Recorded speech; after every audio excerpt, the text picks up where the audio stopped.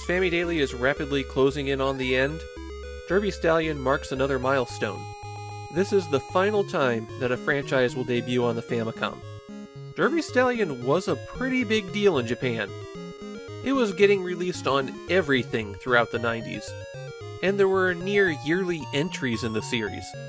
It rapidly fell off in the 2000s, but there's been a recent reboot. For over 10 years, Derby Stallion was the horse racing game. And it all starts right here. Your goal in Derby Stallion is to raise a stable of horses that can win all of the major races in Japan. The game is divided up into weeks, and there are 4 weeks in a month. Every week you have 3 options. You can go to your stable, you can go to the training grounds, or you can go watch races. I'm going to start with the stables, which of course is where all of your horses that aren't actively training or racing will be. When you start a new game, you have a mare, a big pile of money, and that's it. You can start breeding horses immediately, but breeding horses is expensive. It takes a year for the foal to be born, and another 3 years before you can start training it to race. So instead, you can go down here to the market, and the horses for sale here are even more expensive. There's a bit of a range of prices, but you probably won't be able to buy anything as you start out.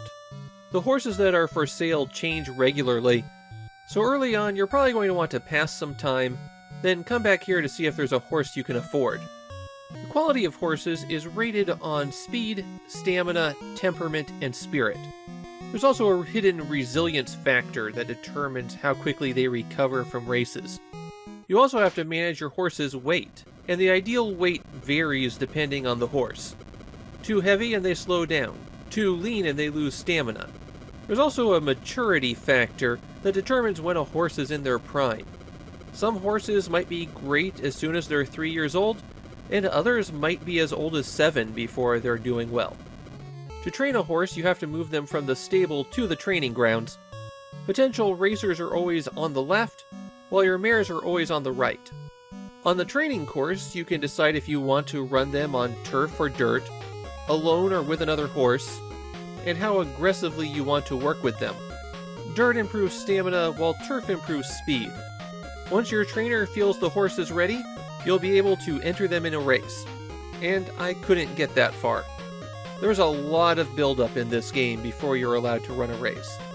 But let's go over to the racetrack anyways, because that's how you advance time in the game, and the way that you make money before you have a lot of horses. There are 2 races a week, and if your horse isn't in the race, then you can bet on it. You can bet on a horse to win or place, or bet on a pair of horses that you'd like to see win and place. It costs 100,000 yen a month to maintain your ranch, so you'll have to do something to earn money as you get it going. And this is really your only option. At the track, you first get the conditions of the race, then you're given the racing form. From left to right, that has the name of the horse, its age, the jockey's weight, how the horse likes to run in a race, how they handle weather, what their current weight is and how much it's changed since the previous race, and then 3 different commentators' opinion on the horse. You can also see the current betting odds for each horse, and then place as many as 6 bets in each category. The maximum amount that you can bet in a race is 100,000. With that done, you can watch the race get run, and the racing is actually one of the weaker parts of Derby Stallion, because you can't really tell the horses apart. You can see the 3 lead horses in the upper left-hand corner, but the position of the horses on the track, especially when it gets to the finish line, doesn't reflect where they were when they started the race, so you're really waiting for a long time to get to the results screen.